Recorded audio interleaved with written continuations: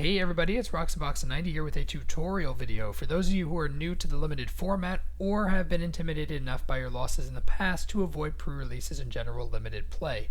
So we're going to begin with an explanation of what the limited format is compared to other formats, discuss the general rules associated with the format that you should keep in mind, and then we'll get into a discussion of draft format specifics.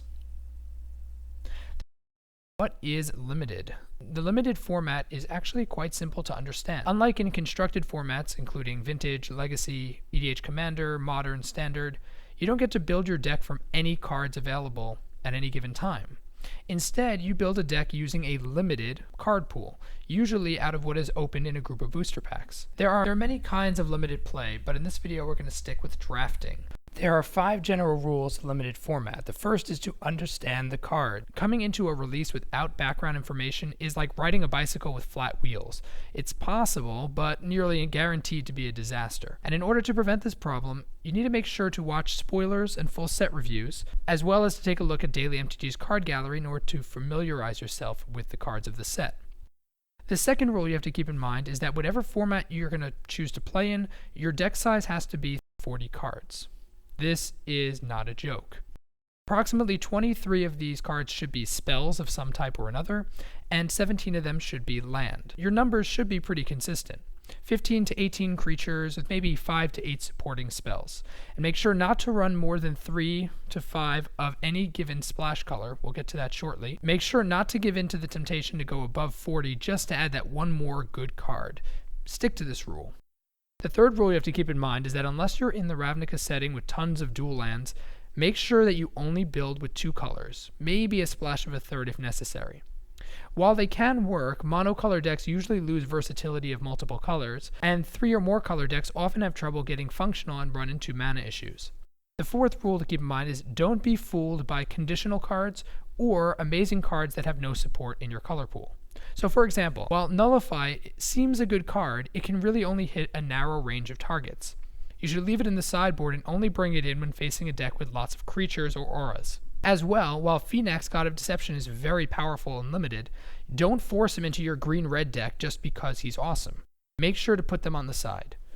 The fifth rule to keep in mind is always save your best cards for the best times. In other words, don't squander your best removal on weak 1/1 creatures, or play your best creatures when your opponents clearly have a counterspell or removal open to use it this turn. These are the general rules of limited play, but let's now talk about draft play specifically. What is the drafting format of limited? So you receive 3 booster packs, you usually have a couple of sets, and you sit down at a table with a group of people, the ideal number being 8. Now before you open your packs, it's important to know what will be happening during the draft. When drafting begins, each player at the table will open their first pack, take out the token and basic land, browse the remainder of the pack, pick out 1 card, and then pass to the player on their left side, as depicted in this picture. The player on your right side will pass you the remaining cards from the pack. You will select a card from that pack, and then hand it to the guy on your left. The process repeats until the entire first pack is empty. After the last card is taken from the pack, you glance over the cards you've drafted. You make sure to keep an eye on how many colors your deck is at this point, and that will influence your later choices. More on that in a bit though. This process repeats for the second pack, but unlike the first pack, you pass to the player on your right side, and the player on your left will pass you the remainder of his pack. The final pack is passed again leftwards. So now that we have our packs and we know how to pass them, what steps should we keep in mind during the draft itself? So the first step is preparing for the selection process. And this is pretty much what it sounds like. You take a pack, you open it up, and you pick your first card. Which card do you pick? Well, in draft as compared to sealed, you sift your cards on the fly. While you might think this makes the selection rules different than sealed, in fact, many of the same rules still apply, such as the next step. Step 2 is bread sorting. Which card we want in each pack is like sifting flour. You sift out all the cards which may seem to be good in order to choose the best ones for your deck. To do this most effectively, we need to understand the acronym BREAD. BREAD stands for bombs, removal, evasion, aggro, and duds. It's much like PEMDAS from mathematics. The farthest to the left goes first, that continues rightward until you reach D. What do they mean?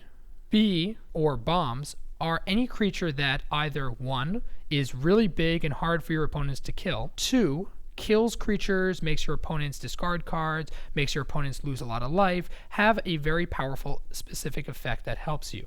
And C, breaks the game in some way or another. These are usually the best and most important cards to pull out of each pack first. So for example, here are some from Born of the Gods that are considered bombs. All of the god cards, Phoenix, Xenagos, etc., they're all big creatures. They're hard for your opponents to deal with because they have indestructible, and they all have some kind of big effects that includes milling, creature death, and huge damage. Another bomb is Perplexing Chimera. This card locks down or steals your opponent's bombs, and Rear of Ideal gives you a long-term advantage. It's a big body flyer as well. Eater of Hope kills your opponent's creatures. It also is a big body flyer. Four-Stoker Dragon is very hard to block and can make your opponents lose a lot of life very quickly. Brimaz, the legendary cat, is insane creature advantage and gives you a huge board presence very quickly. Tremocritus is obviously giant and very hard to kill, and Kiora is a planeswalker, and most planeswalkers fit the realm of bombs because their great abilities make them very easy to use. So now that we looked at bombs, which is the first one, the pack no longer has great bombs. Now what do we look for next? We look for removal, which is the R in bread. This includes any cards that remove your opponent's permanents from the field. It can include straight-up destroy or exile effects like Gild or Asphyxiate, which target and remove things. It can include burn effects such as Fated Conflagration. It can include creatures that have removal on them. These are actually some of the best cards in Limited, and Eater of Hope is a very good example. Enchantment effects, such as Pacifism. There are no real good enchantment effects in Born of the Gods, but Pacifism is a well-known card that fits this mold. Bounce spells like Whelming Wave that puts creatures away from the field. And of course, combat tricks and flash creatures. These are cards like Mortal's Resolve or Rise to the Challenge, which mess around with the board state and can usually kill an opponent's creature in response to combat. Then we've looked through our bombs and our removal. What do we have next? Evasion. Evasion is very important because games can be slowed down and brought to a standstill very often around the mid-game. You want creatures that can get through to your opponents more easily. And so those with flying, like Arbiter of Ideal, Intimidate, like Grisly Transformation gives, Trample, Scourge of Skullavail is fantastic for this, or Unblockable, like Flitterstep Eidolon, are considered good evasion creatures. The next one you want to look for is the A, the aggro. It's also known as the aggro curve. You want consistent creature drops in your deck. You want to be able to land creatures turn 1, turn 2, turn 3, turn 4, as much as possible. And in order to do this, you would need to pick out good cards, not great, but good cards that fit into the missing mana numbers that you're looking for. This usually begins from the 5th to 7th card of a booster pack and onward. So for example, if after you've chosen your green and red cards, you realize that you don't have a lot of good 4-drops, Farah's Bandtromper or Grave Robber Spider could easily fit into the curve even if they aren't one of your very early picks for your deck. The last thing we look for, the D, is duds, or dudes as I call them. These are cards that have a very narrow reach or are just plain awful, and they are often a large stack of cards at the end of the day after sorting. These are often the last 5 or so cards in a pack. When you're nearing the end of the pack, don't just toss away cards at random. Try to think about the style of your deck that you're seeing. Select which cards will work well against decks that your deck is not prepared for. For example, if you are a blue-black control deck with lots of removal, and you may face a deck with lots of bestow creatures or auras, Nullify would be a good sideboard card to have. Step 3 is choosing your cards. When you look at each pack each time, you will select your pick by choosing the best bread card possible. However, there are several other elements that make it different than sealed that we have to keep in mind. The first is to try and understand the very complex and often luck-based tactic called signaling. Unlike in sealed, which cards you choose can and will directly impact the choices your opponents make with the cards you pass on. Because of this, you can influence and also be influenced into choosing certain colors over others. And why is this important? Because you don't want to share color with lots of players at the table. If you do, there will be fewer good cards for each of you as a result. So for example, let's turn to the brilliant Brian Kibler and his opening of a Born of the Gods pack on Gathering Magic. This is the perfect example of signaling. All right, if this were first pick in a booster draft, the cards I'd be really deciding between would probably be Asphyxiate, Crowan Skyguard, and Painseer. I haven't really played too much with Pains here, so I don't have a great idea of how good it is. Generally, relatively early in draft formats, I like to pick rares pretty highly, just so I can get a chance to play with them and get a good sense of how good they are. But one problem is that there are two really good black cards in the pack. Two of the best cards are the same color, and it's also a color that's deepest in Theros. So you don't really want to take one of them and pass the other along to get sort of cut off in that pack. So I would probably just pick a Crow and Skyguard and hope you go into White Heroic. So you see how Kibler made the tough call. He let go of the arguably better cards in order to hopefully win in the long run with a serviceable heroic card. This is signaling at its finest.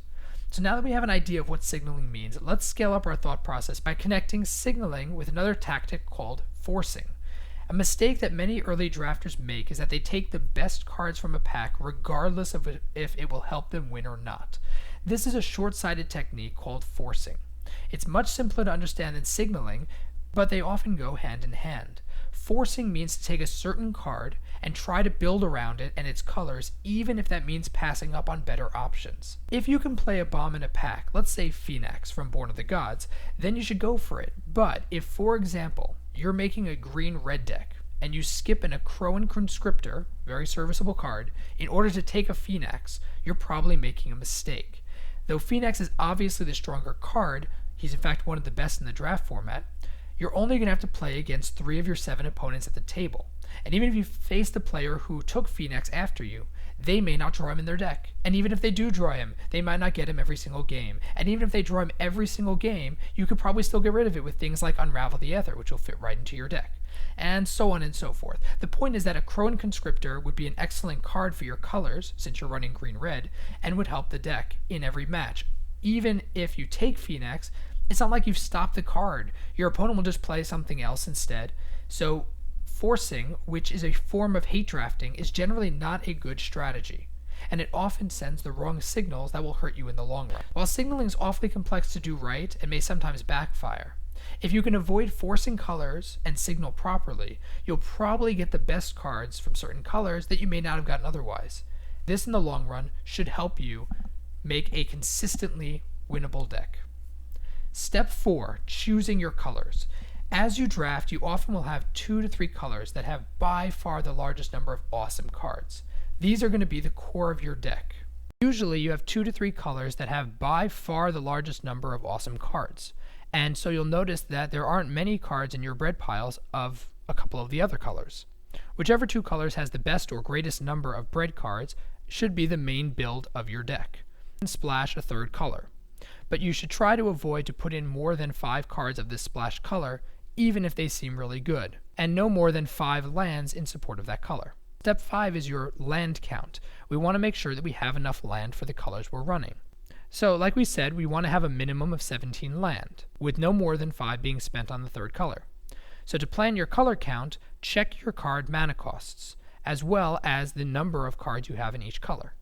If you have 1 to 4 cost cards that are more in one color than another, that's the one you need more lands for. So for example, if you have 8 blue cards and 5 red cards in these mana cost range, you'll want to have probably 1 to 2 more islands than mountains. This is not set in stone by any means. If you're running cards that cost multiple of a certain mana color, you may need more, but it usually works out pretty well. The 6th step you want to have is playtesting. Don't just run into the game saying, I have my cards, my deck is done. You want to pile shuffle your deck, which is pretty simple. You lay out your lands, then you put cards in between lands, and you repeat this process back and forth. Then, once your deck is fully shuffled, we want to draw an opening 7 cards and play through the first 3-4 turns of an imaginary game.